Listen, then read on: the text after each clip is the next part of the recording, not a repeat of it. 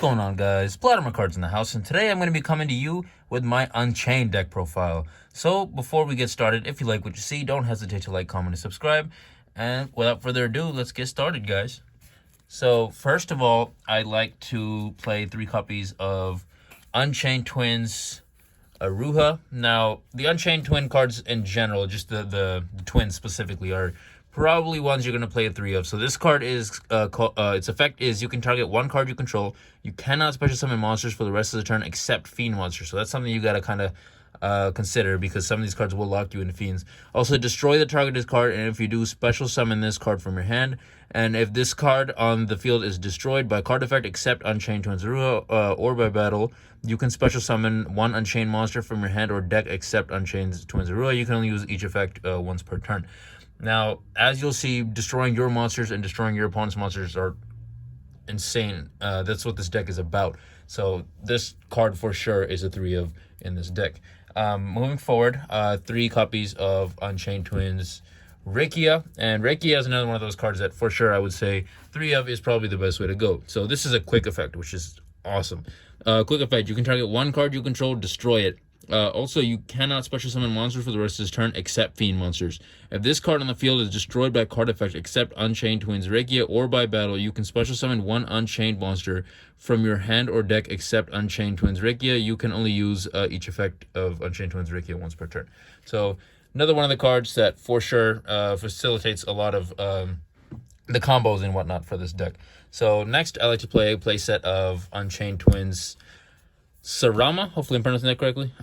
Its effect is you can target 1 Unchained card in your graveyard except Unchained Twins Sarama, set it to your field, then destroy 1 card you control. This is great for recycling your spells and traps, or if you really wanted to, you could just set something, destroy it, pop off its effect. It just works really, really well. If this card on the field is destroyed by card effect except Unchained Twins Sarama or by battle, you can special summon 1 Unchained monster from your hand or deck.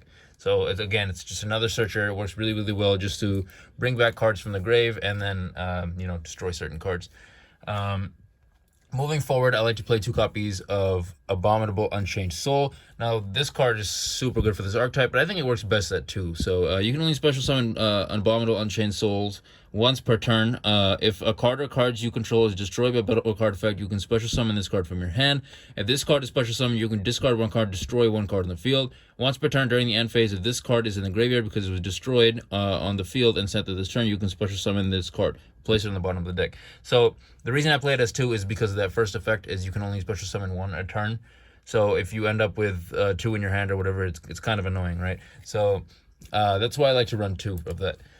Next, I like to run 1 copy of Unchained Soul of Disaster. This card is really, really good because it basically lets you target 1 face-up monster your opponent controls. Immediately after this effect resolves, link summon 1 Darkling monster using only this card you control and that opponent's monster as material. So you can link off using your opponent's monsters, which as we'll see looking into the link monsters is kind of what this deck is about. Partly destroying your opponent's monsters, partly linking them off. So but you really don't want to see this in your hand. In my experience, you don't at all want to see this in your hand. So this is why I like to run 1 of these. I have seen some builds run 2, so if you're maybe considering running at 2, that might be something to try. But in my experience, I think it works best at 1. Next, I like to play triple Dimension Shifters. Now, Dimension Shifter is a really, really good card for this deck, just because if you have no cards in your graveyard, quick effect, you can send this card from your hand to the graveyard until the end of the next turn. Any card sent to the graveyard is banished instead. So it doesn't affect you at all because it just says if your cards are destroyed, they don't have to go to the grave, they don't have to do nothing. It has potential to just screw over your opponent and just works really, really well. Next, triple Ash Blossoms. It's always nice to ruin people's combos with Ash Blossoms. However, again, with this and Dimension Shifter, if you feel like maybe you want to include some other hand trap, these are things that can be switched out if you prefer. Moving on to the spell cards. So for the spell cards, I like to run triple Abomination's Prison. So its effect is you can add 1 Unchained card from your deck to your hand. If this set card is destroyed by a card effect, you can special summon 1 Unchained monster from your deck. You can only use each effect of Abomination's Prison once per turn. So basically, it's a searcher for the deck. You can search literally anything. And on top of that, if for some reason you set it and it gets destroyed, you can special summon an Unchained monster from your deck. So that's just really, really good. And it just says Unchained card. So honestly, spells traps works really well for that too.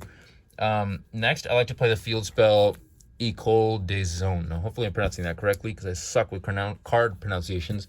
And then to search it, I like to play Terraforming. So its effect is if the turn player summons exactly one monster, destroy it, and if you do, the control of that monster special summons one mask token to their field, which cannot attack directly, and with attack and defense equal to what the destroyed monster had on the field. You can only use this effect of École des Zones once per turn. If this face up card leaves the field, destroy all mask tokens on the field. So really, really easy to pop off your combos with this card, honestly, and on top of that, it has the added bonus of potentially screwing over your opponent. You just have to know when and where to use its effect, pretty much. So it just takes a little bit of experience, I guess, to use with certain decks. Next, I like to use a playset of Dark Ruler No More. In my experience, I think anything, like if you want to use Infinite Permanence or something of that regard, that works really, really well as well. Forbidden Droplet, I think, also works. But it negates the effects of all monsters your opponent currently controls, but they'll take no damage this turn. So negating their effects works really, really well, just because sometimes you'll have some of your cards will target. So, and then if your opponent's monsters have something like they can't be destroyed or they can't be targeted or whatever, which I honestly it has come up once in a while. So that's definitely something that you should be considering running. Just anything that has the ability to negate effects, because then you can take full advantage of your deck. Next, I like to run triple Pot of Extravagance. Now, just a quick suggestion. So if you really wanted to, you could use Pot of Prosperity. This is just way cheaper. So I'm using Pot of Extravagance. So at the start of your main phase 1, banish 3 or 6 random face down cards from your extra deck face down. Draw 1 card for every 3 cards banished. For the rest of this turn, after this card resolves, you cannot draw any cards by card effects. So it works great just for getting extra cards in your hand. Most of the extra deck, you're mostly going to be focused on Unchained cards, so it doesn't matter too much if other cards get banished. But this is random. That's why I like Pot of Prosperity a little bit better, because it lets you choose. Moving forward are the trap cards. So I like to play 3 copies of Abominable Chamber of the Unchained. So, special summon 1 Unchained monster from your hand or graveyard. If this set card is destroyed by a card effect, you can special summon 1 Unchained monster from your deck. You can only use each effect of Abominable Chamber of the Unchained once per turn. So, whether it gets destroyed, whether it you can use this effect, either way, it's just a great card overall. Lets you do great things. Plus, you have potential with, where is it? Let me pull it up. Right here, Unchained Twins Sarama. So this thing, as we talked about earlier, I might have specifically said cards. You can use its effect with cards. You can, but I think mostly I like to use them with trap cards. The effect specifically is you can special summon. Where is it? Oh, there it is. You can target 1 Unchained card in your graveyard except Unchained Twins Sarama. Set it to your field, then destroy 1 card you control. So it does work great with like this trap card and one other trap card that we're going to be looking at right after this. Set it, destroy it immediately, and then pop off combos. It works really, really well. Moving forward, I like to play triple copies of Escape of the Unchained. Escape of the Unchained is a really, really cool card because it lets you target an Unchained monster you control and 1 card on the field, destroy both. So you can destroy your card and your opponent's card. If this set card is destroyed by a card effect, you can special summon 1 Unchained monster from your deck. So again, it just works really, really well. There's not really a downside. Most trap cards, it's like if they get destroyed, you're kind of screwed, right? But these have additional effects that work really well for this archetype.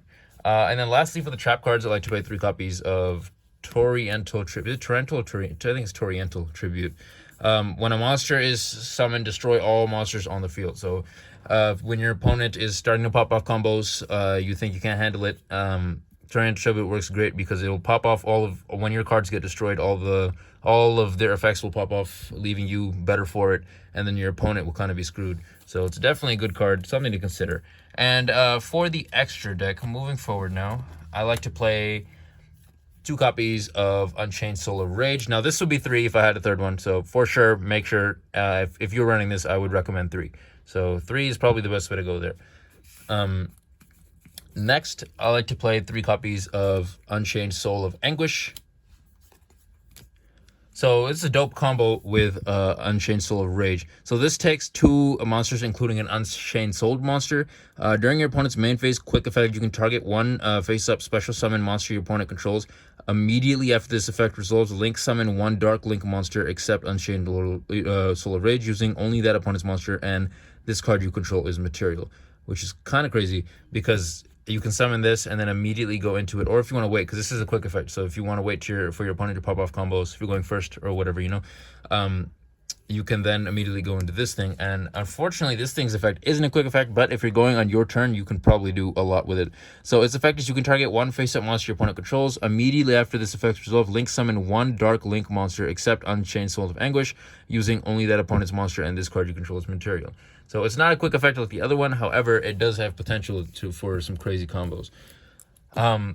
Next, I like to run 2 copies of Unchained Abomination. Now, this is the boss monster of this archetype. So you want to go into Unchained Soul of Rage, and then from there you'd want to go into Anguish, and then from there Abomination. Or if you just have the monsters on the field to do it yourself, you could just do that. But most of the time you want to climb up like that. It takes 2+ monsters, including a Link monster. If a card's on the field is destroyed by a card effect except Unchained Abomination, except during the damage step. By Unchained Abomination, except during the damage step, you can target one card on the field to destroy it. So 1 destruction. When another monster is destroyed by battle, you can target one card on the field to destroy it. 2nd destruction. During the end phase, target one card on the field, destroy it. So 3 destructions off of 1 card, which is insane. And most of the time, it has the ability to just put down so many decks, and a lot of times they can't do anything, which is crazy. Which is I pulled this out on my friend. He was using a Dino deck, and this is my first time testing it. And the boss monster, I believe, flips everything face down, right? And you can't do that with Link, so I was at an insane advantage with that. However, there's so many other matchups and whatnot online that just work really, really well.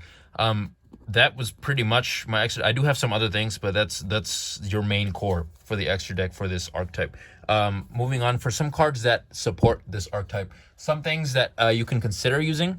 Let me pull them up here. Some things you can consider using are Nightmare Unicorn, Nightmare Phoenix. You can use, of course, Appaloosa, Axis Code Talker, and I'm kind of experimenting with this. So Phantom Knights of Breaksword, it lets you detach a material, target one card you control and one card your opponent controls to destroy it. Pops off your combos, destroys your opponent's monster. Works really, really well. And then if you're running XCs, you probably want to throw in a Double A Zeus in there. And then there's a couple other things that you can maybe consider. These cards are the archetype, specifically the topologic cards. Those work really, really well. Nightmare Cerberus works really, really well. It's just there's so many ways you can go about it. However, you are going to be using Pot of Extravagance or the other pot, and you kind of want cards you want to banish, and you want your Unchained cards to be available as quickly as possible. So most of the time, in my experience at least, I know sometimes when you have 3 of these, you can afford to maybe banish one of these in order to get a draw off, but sometimes you want to get rid of maybe your Unicorn or your Phoenix or something like that, you know. So it's that's why I'm not too concerned about the rest of the extra deck for this. But there are so many options, so many different ways you can go with the extra deck, and I think overall this deck works really, really well. In my experience, it's just super fun to play because if you guys know me, I like to run a lot of different decks that like piss people off or like ruin their combos, interruptions, that type of stuff. It's definitely fun to play. But all right, guys, this is Plotter McCard signing out for the day. If you liked my Unchained deck, please go ahead and like, comment, and subscribe. And oh my goodness, look at the time. It's time to do